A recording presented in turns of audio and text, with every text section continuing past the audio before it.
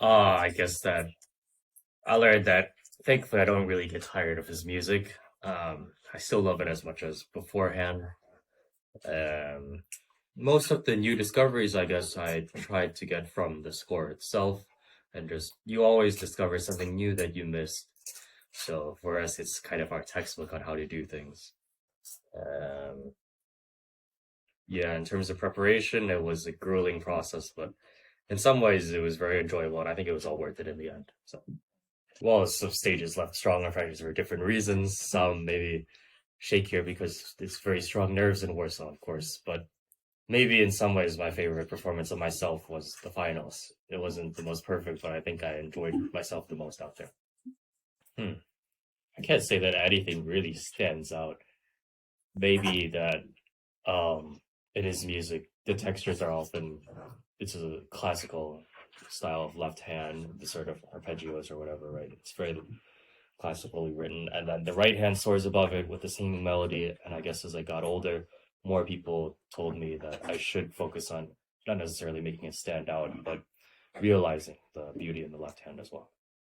I think his music really encompasses the whole spectrum of emotions of humans, really.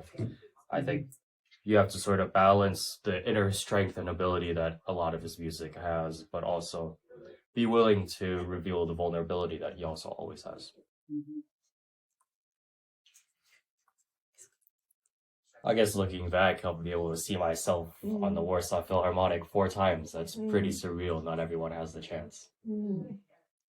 Well, of course, I would still continue playing his music, but more Bach is always nice. So then I'd like to delve into more Russian music, especially Scriabin. I think early Scriabin is like a mix of Chopin and then late Scriabin. So it's a perfect balance for me in some ways.